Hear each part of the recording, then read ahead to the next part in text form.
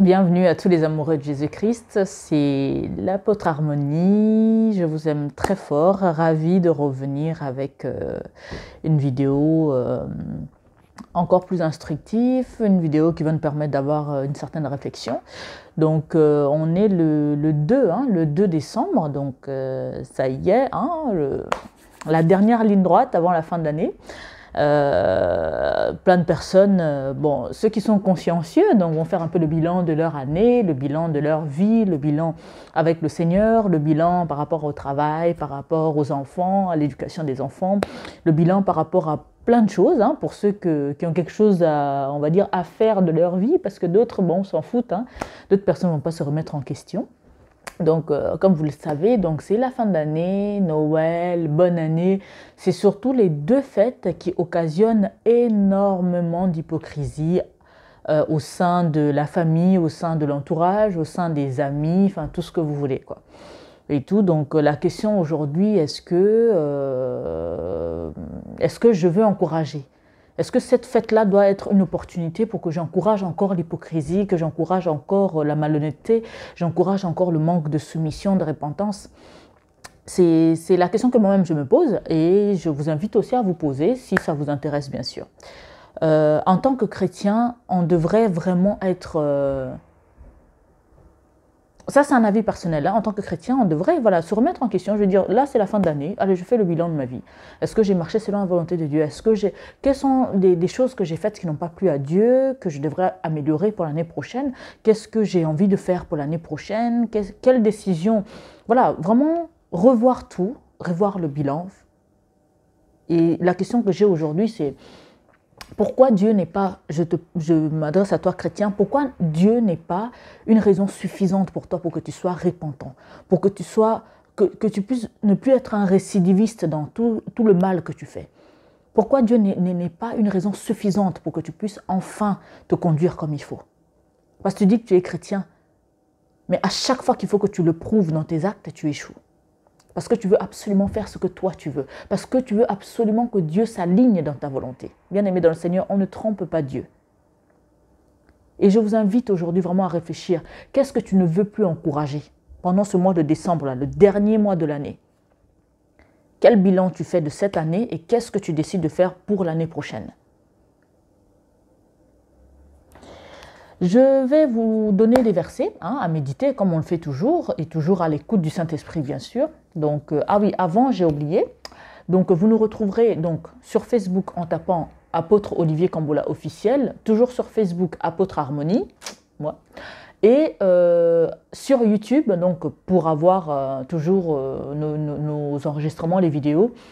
Donc c'est Centre de Gloire Emmanuel. Donc j'invite à tous ceux qui sont abonnés, qui nous suivent depuis longtemps ou qui nous suivent depuis peut-être tout de suite quand vous regarderez cette vidéo, je vous invite vraiment à partager ces vidéos. Parce que ça constitue vraiment un soutien pour nous de toucher plus de monde. Et ça permet aussi aux gens d'avoir vraiment des contenus de qualité. Peut-être que cette vidéo ne va pas t'aider, mais ça pourra aider quelqu'un d'autre. Peut-être pour toi, tu ne vas pas te sentir concerné, mais quelqu'un d'autre pourra être concerné, ça pourra l'aider. Et c'est pour ça que nous vous invitons vraiment à non seulement à liker et puis à activer la cloche de notification de façon à avoir automatiquement nos enregistrements. Nous vous invitons aussi à partager. Parce que partager va permettre aux gens ça nous permet à nous de continuer à véhiculer le message au sein de plusieurs personnes. Et quand vous partagez, donc vous reconnaissez non seulement le ministère, mais vous l'encouragez à ce qu'elle puisse continuer. Vous aimez la vérité qu'on vous annonce, alors permettez-nous de partager cette vérité au sein de toute la communauté du monde. Que Dieu vous bénisse infiniment. Donc, je vous donne des versets à méditer. Donc, Luc 17, 3, Romains 2, versets 4 à 6, Actes 5, 1 à 11. Donc, je vais lire Luc et Romains. Donc, Luc 17, 3.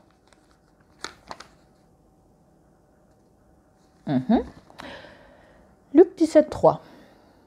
Prenez garde à vous-même. Si ton frère a péché, reprends-le. Et s'il se repent, pardonne-lui. C'est bien clair et précis. On dit prenons garde à nous-mêmes. Si mon frère pêche, je le reprends Et s'il se repent, je le pardonne. C'est très clair, pas besoin d'un bac plus 10 pour comprendre ce verset, hein. Tout le monde peut le comprendre. Un chrétien, un non-chrétien, un enfant qui a la maturité de comprendre ce qu'il est en train de lire ou la possibilité de lire, comprend très bien, très clair. Prendre garde en nous-mêmes, c'est quoi? Ben, faire attention, veiller à ce que nous puissions mieux nous comporter. Mais veiller aussi à ce qu'on ne laisse personne nous manquer du respect, qu'on ne laisse personne déborder et tout. Et qu'est-ce qu'on fait? Ben, on ne tolère pas les bêtises. On reprend la personne gentiment, bien sûr que non. Non, cette situation, moi, ça ne me convient pas. Je ne veux pas qu'on marche comme ça. Si tu veux qu'on continue ensemble, nous devons marcher comme ça, comme ça. Donc, on établit déjà les règles pour éviter que la personne se foute de toi, pour éviter que la personne te manque du respect et tout. Et quand on fait ça, ben, derrière, si la personne est réellement repentant, donc il reconnaît le mal qu'il a fait, la personne demande pardon, on s'arrête là et tout. Mais je continue à veiller quand même parce qu'il y a souvent les gens, tu leur pardonnes, ils reprennent encore derrière.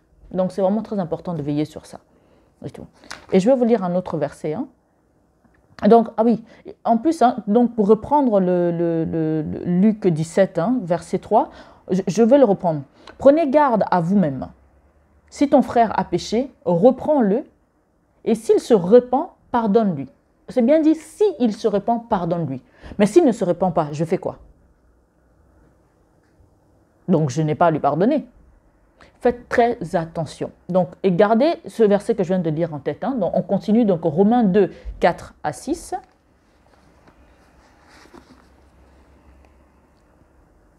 Donc, Romains 4. Non, pardon. Romains chapitre 2, verset 4 jusqu'à verset 6, je veux dire. Où méprises-tu les richesses de sa bonté, de sa patience et de sa longanimité, ne reconnaissant pas que la bonté de Dieu te pousse à la repentance. Mais par ton endurcissement et par ton cœur impénitent, tu t'amasses un trésor de colère pour le jour de la colère et de la manifestation du juste jugement de Dieu. Qui rendra à chacun selon ses œuvres. Donc je reprends. Hein. Où méprises-tu les richesses de sa bonté, de sa patience et sa longanimité, ne reconnaissant pas que la bonté de Dieu te pousse à la repentance, mais par ton endurcissement et par ton cœur impénitent, tu t'amasses un trésor de colère pour le jour de la colère et de la manifestation du juste jugement de Dieu, qui rendra à chacun selon ses œuvres. La parole nous dit bien que non, Dieu va nous rendre selon nos œuvres. Tu t'endurcis, Dieu te parle, tu ne fais que t'endurcir. La parole de Dieu ne te touche pas, la révélation de Dieu ne te touche pas. Finalement, qu'est-ce qu'il faut faire pour que tu puisses te repentir? Qu'est-ce qu'il faut faire pour que tu marches correctement? Qu'est-ce qu'il faut faire pour que tu puisses marcher avec Dieu comme il le demande, comme il se doit? Parce que là, on est en train de dire que l'endurcissement de ton cœur, qui est impénitent, donc tôt ou tard, ça va te coûter cher, parce que Dieu va te rendre selon tes œuvres. L'année vient de passer. Quelles ont été tes œuvres? Comment tu as marché avec le Seigneur? Est-ce que tu as souvent été à l'écoute ou souvent été résistant? Acte 5, 1 à 11 parle de Ananias et Saphira. Ce couple qui s'est endurci, qui a décidé que non, on ne fera pas la volonté de Dieu, on fait ce qu'on veut, on ment, on assume et basta. Le couple est mort le jour même, hein, l'un après l'autre. Bien-aimés dans le Seigneur, on ne se moque pas de Dieu. Vous les hypocrites de fin d'année là,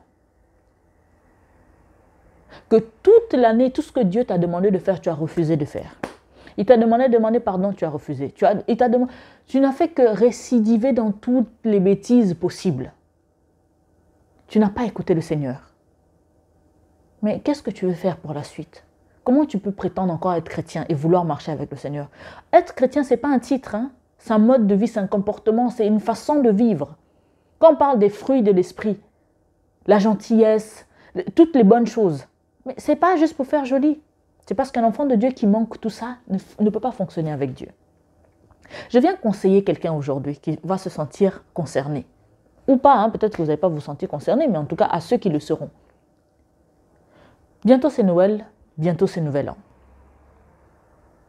Pourquoi vous continuez tous les ans à répéter les mêmes erreurs, les mêmes choses, à encourager les mêmes erreurs, à encourager les mêmes choses? Souvent, on a des frères et sœurs, des cousins, cousines, des copines de longue date qu'on n'entend plus parler d'eux. Pendant toute l'année, voire même des années et tout. Et un jour, ils se réveillent le matin, ils décident que peut-être qu'ils veulent savoir comment vous allez, ou vous lui manquez ou pas. Ils décident de vous appeler. Et dans toute hypocrisie, bon, vous aussi vous encouragez tout ça. Et puis vous vous plaignez que ceux-là, ils donnent des nouvelles qu'à la fin d'année. Ou ça va être les grands-parents qui vont vous appeler. Venez, on va passer Noël ensemble et tout le reste. Alors que vous n'avez peut-être pas forcément envie. Pour des raisons qui concernent chaque personne, hein, connaît. Je veux dire, ça peut être des cousins, ça peut être des cousines, des frères et sœurs, ça peut être des grands-parents, des amis et tout le reste. Enfin, je veux dire, vous n'avez pas forcément envie de rester avec ces personnes-là parce que toute l'année, pendant des années, vous montrent qu'ils ne vous respectent pas, ils ne vous considèrent pas. Mais du jour au lendemain, ils vont vous imposer, venez, vous allez passer Noël à la maison. Et puis bon, comme vous n'osez pas dire non, vous y allez, vous n'êtes pas forcément content, ni épanoui, et vous passez du temps avec ces personnes. Mais c'est l'hypocrisie, c'est pas normal. Moi, je ne vous encourage pas, bien sûr, à ne pas revoir vos amis de longue date ou la famille et autres, mais c'est juste que posez-vous la question. Pourquoi ces genres de situations vous déplaisent, mais vous êtes toujours en train d'encourager ces situations-là? Et pourquoi ces situations-là ne se terminent pas? Mais parce que vous êtes là à contribuer à ce que la personne qui est hypocrite avec vous toute l'année le continue encore et puis bon, qu'il puisse venir soulager sa conscience à la fin d'année en te souhaitant Nouvel An, en te souhaitant bonne année ou en t'invitant à venir passer les fêtes avec eux. Mais au nom de la solitude, vous ne pouvez pas non plus passer du temps avec tout le monde et n'importe qui, ceux qui ne vous respectent pas, qui ne vous considèrent pas. Parce que quel message vous envoyez? Continue de me manquer du respect, continue d'être mauvais, continue de te foutre de moi, continue de me monter sur le nez et moi je continuerai toujours à t'encourager. À la fin de l'année, tu pourras venir faire ton hypocrite et je ferai comme si oh non, c'est pas grave, tout ce que tu m'avais fait, c'est pas grave, c'est la magie de Noël, on se pardonne et c'est parti. Non, mais la personne n'est pas repentant. Encore si une personne est repentant, pourquoi tu te répands seulement à la période de Noël et de Nouvel An? Pourquoi tout le début de l'année, on ne peut pas avoir des relations saines, respectueuses, amicales, familiales? Des relations où tu me considères, je te considère. Des relations où je te respecte, tu me respectes. Pourquoi c'est seulement la fin d'année que tout le monde se souvient que j'ai une famille? Tout le monde se souvient que j'ai des amis. Tout le monde se souvient que j'ai besoin d'être entouré, j'ai besoin de ci. Mais donc, du 1er janvier jusqu'on va dire le 30 novembre, ça ne te disait rien. Mais à partir de décembre, là, tout le monde se souvient que je veux les cadeaux pour Noël, donc je me rapproche d'un tel. Je veux oui, je vais passer le Noël en famille. Mais ta famille n'était pas ta famille du 1er janvier jusqu'au, on va dire jusqu'à veille de Noël, non, même pas, du 1er janvier jusqu'au 23 décembre. Tu ne savais pas que tu avais de la famille, tu ne savais pas que tu avais besoin des gens. C'est qu'à cette période-là que tu décides que non, ça y est, je vais être avec du monde. Non, il faut arrêter. Combien sommes-nous dans ce monde? Personne ne va me dire le contraire. Combien de fois on a eu des personnes, on ne s'entend pas avec eux, mais à la fin d'année, ils nous appellent. Et puis nous, on décroche, oui, ça va, bonne année, meilleurs vœux et tout le reste. Mais non, tu es hypocrite, je suis hypocrite, il faut que ça cesse. On ne peut pas avancer, on ne peut pas changer les choses, on ne peut pas changer le monde en encourageant l'hypocrisie, en encourageant des bêtises, en encourageant tout et n'importe quoi. Après, on va se plaindre que non, un tel m'appelle toujours à la fin d'année, un tel m'appelle seulement quand il a besoin. Oui, mon voisin me parle seulement quand il a besoin du sel, mon voisin... Mais non, je suis désolée. Mais pourquoi tu continues à encourager ça? Pourquoi tu ne dis pas stop, on arrête? Je ne suis pas une poubelle où chacun vient jeter ce qu'il veut, non. Si vous avez besoin de moi, il faut vous souvenir du début jusqu'à la fin de l'année. Pas seulement la période des fêtes. C'est important que vous puissiez réfléchir à tout ça. Si toi aussi tu te retrouves dans cette situation, commence à te dire que non, bon, je vais faire vraiment un réel bilan et je vais décider que non, je ne veux plus de bêtises, je ne veux plus encourager le mal. Je veux que les choses changent, je veux que les choses s'améliorent. Donc, je n'encourage plus le mal, je n'encourage plus les bêtises, je n'encourage plus l'hypocrisie. Parce qu'il ne faut pas venir vous plaindre après si vous êtes les premiers à encourager cela. Parce que la parole de Dieu me rappelle, Donc, le verset que je viens de lire là, Luc 17, 3, il a dit, ce livre me dit, prenez garde à vous-même. Donc, fais attention déjà à toi-même. Tu dis qu'un tel est hypocrite avec moi, un tel est comme ça, mais est-ce que toi, tu fais le nécessaire pour que ça ne se reproduise plus? Est-ce que toi, tu encourages ou tu décourages ces personnes-là, ce genre d'attitude-là et tout. Donc, et puis la suite me dit, si ton frère a péché, reprends-le. Combien de fois les gens se foutent de ta gueule, tu ne les reprends pas parce que tu n'oses pas, mais tu te plains qu'ils continuent à se foutre de toi? Combien de fois les membres de ta famille t'invitent à venir passer Noël ou Nouvel An avec eux, alors que toute l'année, ils n'en avaient rien à faire de toi? Combien de fois que tu n'as pas envie d'aller passer les vacances, que ce soit chez le grand-parent ou je ne sais pas qui, combien de fois, mais tu y vas parce que maman a dit on y va, ou je ne sais pas, un tel a dit, vous vous sentez obligé. Combien de fois vous n'avez pas eu envie de passer des Noëls avec la belle famille et qu'on vous impose ça? Mais vous y allez quand même, et puis bon, vous n'êtes pas... Donc ça vous gâche vos moments. Vaut mieux être seul que mal accompagné. Vaut mieux s'entourer des gens qui nous aiment et qui nous respectent. C'est plus agréable. Je ne vous demande pas de vous séparer ou de vous... Non, cette situation-là te rend mal. Combien de fois, combien de personnes parmi ceux qui me regardent, qui sont mariés, ils ont souvent passé Noël ou Nouvel An avec la belle famille alors qu'ils n'avaient pas envie de le faire? Parce que la belle famille vous met mal à l'aise, ils ne sont pas gentils. Comme par hasard, ils ne sont jamais contents par rapport à l'éducation que vous donnez à vos enfants. Ils ont toujours quelque chose à redire de tout ce que vous êtes en train de faire. Donc c'est important de réfléchir, de dire stop. Je ne peux pas passer toutes mes fins d'année mal parce que je dois faire plaisir à un certain groupement de personnes ou je dois faire plaisir à mon mari ou à... Non, il faut dire clairement, chérie, je ne suis jamais à l'aise. Il faut qu'on arrange les choses. Il faut faire ci, il faut faire ça. Il faut qu'on trouve une solution.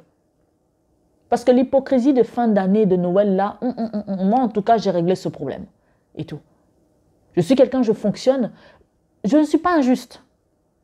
Je ne suis pas parfaite, certes, mais je ne suis pas injuste. Et surtout, je me réfère par rapport à la parole de Dieu. Comme ça, moi, je ne me casse pas la tête. Celui qui n'est pas content, c'est son problème. Est-ce que le Saint-Esprit est d'accord avec moi à travers sa parole, à travers sa volonté actuellement? Ok, je fonctionne comme ça. Vous savez, la vie est belle et simple, mais nous-mêmes, on la complique. Tu n'as pas envie de passer les fins d'année avec des hypocrites qui ne te respectent pas, ben pourquoi tu vas passer avec eux? N'encourageons plus le mal. L'hypocrisie des fins d'année, stop. Je vous encourage vraiment à stopper ça. Si ce message ne te concerne pas, tant mieux, fais-le passer à quelqu'un d'autre. Si ça te concerne, tant mieux, essaye de réfléchir et faire le bilan et partage aussi dans ton entourage. C'est vraiment important. C'est important qu'on puisse vivre dans le respect, dans la dignité et non dans l'hypocrisie. Surtout en tant qu'enfant de Dieu, c'est un péché qu'on encourage le mal, qu'on encourage l'hypocrisie. Être ensemble, c'est bien. Mais être ensemble dans le respect, c'est mieux, c'est préférable. Parce que ça sert à quoi? Tu as du mal à t'entendre avec la belle famille. Vous vous disputez tout le temps. Mais vous allez passer le fin d'année pour quelle raison? Tu n'as jamais entendu parler d'une personne, d'un ami ou je ne sais pas qui pendant un moment, la personne te rappelle et tu fais semblant comme si tu es d'accord. Mais pour quelle raison? Non, dis-lui, je suis désolée, mais la façon dont on fonctionne, moi, ça ne me convient pas. Je préfère qu'on arrête là. Si la personne est répondant à dire vraiment tu as raison, je vais m'améliorer, je vais faire de mon mieux. Ok, tant mieux, on fait un essai. Et si tu vois que la personne n'est pas finalement repentant, la personne te dit pardon mais refait les mêmes choses, ah là tu te retires. Parce que sinon il ne faut pas te plaindre que non, un tel est toujours comme ça, je suis le bouc émissaire, je suis la cinquième roue du carrosse. Oui, mais si tu ne veux plus être la cinquième roue du carrosse, bah sors de là, arrête. Stop ce genre de relation nocif où il n'y a que toi qui souffres et pas les autres. C'est vraiment très important. Que Dieu vous bénisse infiniment. Méditez sur cette parole et je vous souhaite vraiment une très bonne fin d'année. Bon, là, on n'est qu'au mois de décembre, mais on sait que c'est le dernier mois et tout. Donc, il va se passer plein de belles choses, plein de bonnes choses. Et les rues sont déjà illuminées. Et pour ceux, par exemple, qui habitent en région parisienne... voilà, c'est vraiment magnifique. Donc, je vous invite à aller au marché de Noël, vous balader. C'est vraiment très beau à voir, c'est très agréable. C'est des moments importants qu'on passe en famille, entre amis, avec les gens qu'on aime, qui nous respectent et qui nous le rendent bien aussi. Donc, que Dieu vous bénisse infiniment. Et puis, je vous dis à très bientôt. C'était l'apôtre Harmonie, dans la joie et dans la bonne humeur. Que les fruits de l'esprit soient toujours avec vous. Soyez à l'écoute du Saint-Esprit. Bientôt, c'est la fin d'année. Faites le bilan de votre vie et prenez des bonnes décisions pour mieux vivre le reste de votre vie. Que Dieu vous bénisse infiniment. Que Jésus-Christ soit l'objet de vos pensées. Que Jésus-Christ et le Saint-Esprit soient toujours le guide de votre vie. Que la parole de Dieu soit toujours votre roc. Appuyez-vous sur la parole de Dieu. Soyez à l'écoute du Saint-Esprit. Que Dieu vous bénisse. Prospérez dans tous les domaines de votre vie. À très bientôt. Je vous envoie plein d'amour, plein de joie. Soyez bénis infiniment. Ciao.